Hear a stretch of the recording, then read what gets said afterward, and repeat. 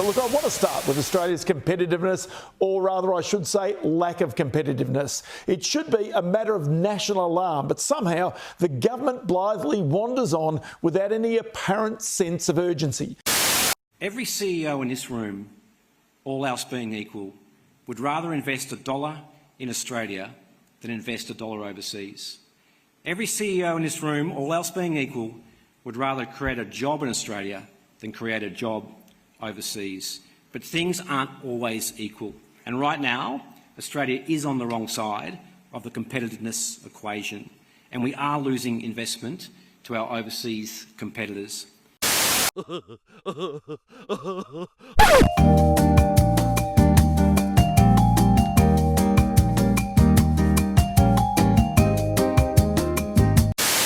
But how about cutting taxes instead, like the very high taxes on business that is driving so many big companies now to go invest overseas instead?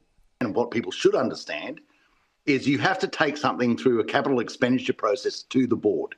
You have to say, if I invest in Australia, the return to the company is this. If I invest in the United States, it's that. If I invest in Chile, it's that. If I invest in the Cameroon, it's this, but these are these risks.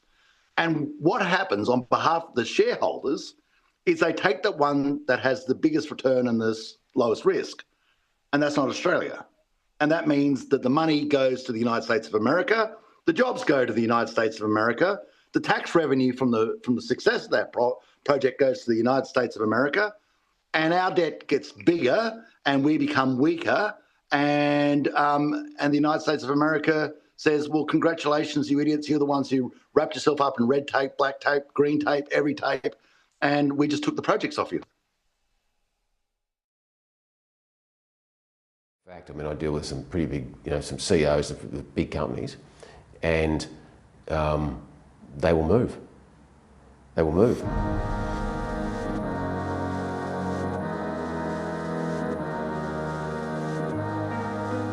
Well, I'll tell you what, they've already upset 81,500 people in self-managed super fund owed above 3 million unrealised gains. Prior to that, they've upset every Australian, or particularly Victorians, with land tax. That's the state government, state tax. But upsetting the corporates in a day, today we're at the focus is productivity, efficiency, inventiveness with AI. I'd be where Australia is. I think these corporations are holding 3 jacks and a pair of 6s, and I think the Australian government's got a pair of 2s. I don't think they're actually, I mean, to think that these corporations don't have options, I mean, to operate, and I think that they'll be very, very careful, because, these corporations now are going through, there's redundancies, retrenchments going on with AI technology and layoffs. That brings more people unemployed back into the tax base. I don't know, or out of the tax base, and I don't know whether they're going to find work.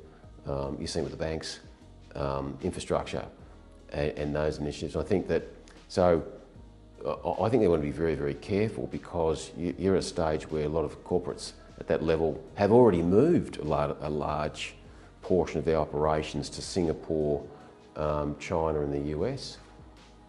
It's dangerous ground.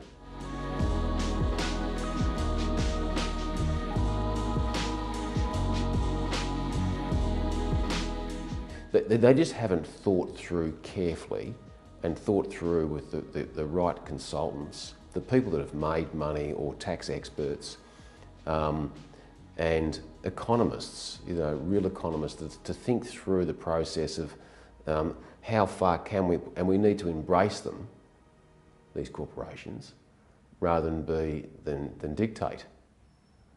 Because, like I mentioned before, a lot of people don't realise 4 banks, I mean, they have, a lot of their credit swaps are done internationally.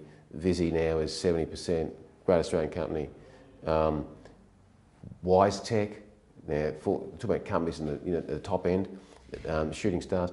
That kind of level of corporation. BHP and mining, talk about another league, operate very, very strong in the US, South America and London.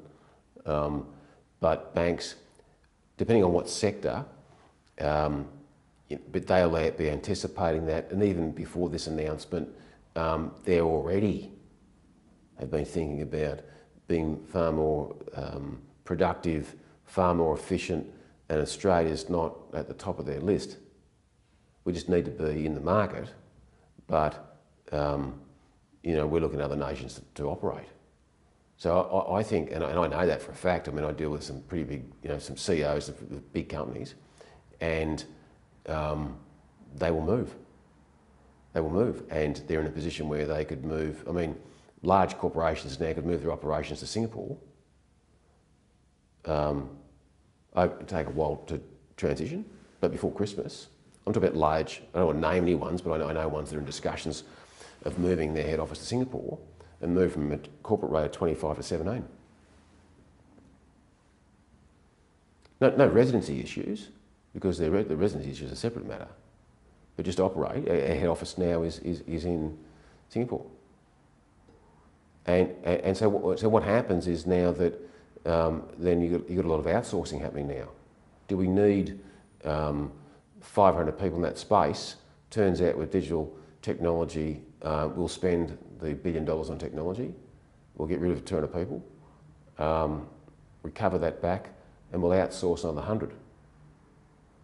I think, so the government can get cute with that, but by the same token, see, they're taking, not giving anything back. Part of trade, there's an exchange. It can't be a one-way street.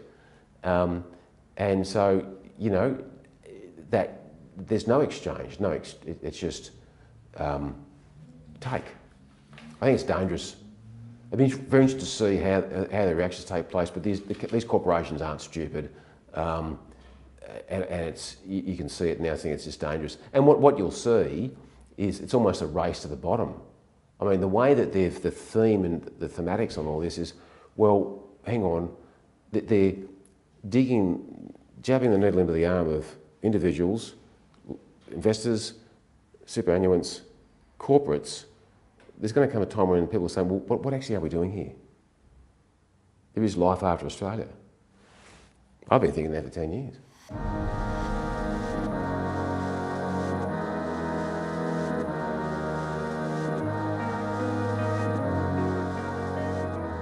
mean, if that happened, you are talking about meltdown. You actually have Australia, you have another Bali. With no productivity, a reasonable tax system, low tax base, good governance, good education. That's about, and banking policy. Legal system's broken, and in the US. Someone's done badly in commercial or civil. If they don't have the capital to win a case, the legal system's broken. So what's left in Australia? So when you start talking about those high profile people and corporations, make no mistake, UK's got the same problem on a bigger scale. There's some big hitters leaving the UK. And what'll happen is you'll see that it's becoming global and people are becoming far more mobile to say, well, we have an office, we operate out of Singapore, we operate out of Japan, we operate out of New York.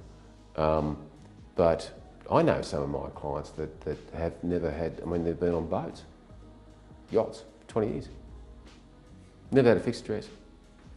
And large Swiss, Luxembourg fund managers, the owners. I go on their boat now and again when I'm over there, but they haven't been, they were born in South Africa or they've been born in London, and they were so far away that their thinking is so far advanced. The Germans, Swiss, Australia, their minds are a bit slow, the Australians, a bit slower than the rest of the world.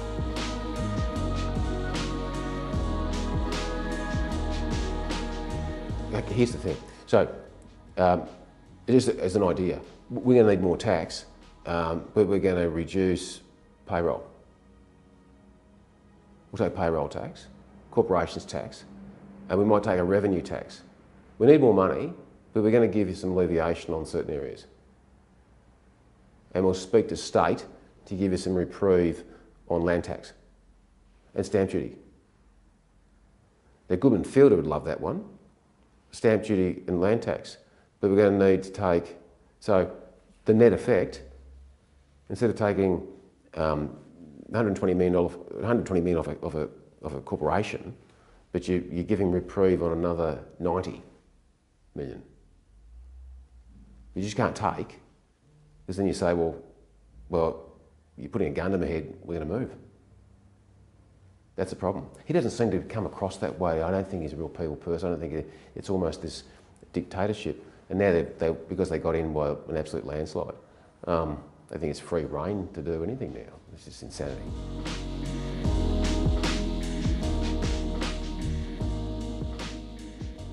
Well, it's just, and I don't want to get caught up in Liberal, there's good and bad policies for the Liberal and Labor Party, but you know, it was no different to Dan Andrews without proper validation, just locking down the state. Well, that's what we're doing. Our latest update is such and such, and you won't be able to go out for 2 weeks at all. You know, and then it turned out at the end of the day that was not necessary. And the corporate tax restructuring is not necessary. Unrealised gains tax is not necessary. There's other forms of revenue you can create in the economy, and GST and tax on earnings is one of them. And the reality is that if it was tax on earnings should go to 15 to 20%, GST should go to 12. And third thing, I'm a big advocate that if someone lives in a $3 million house plus, they shouldn't be getting Centrelink. I'm a big believer of that. Why is that? Because you can afford it. But I'm not going to penalise you on something you haven't done, unrealised gains. That's just nonsense.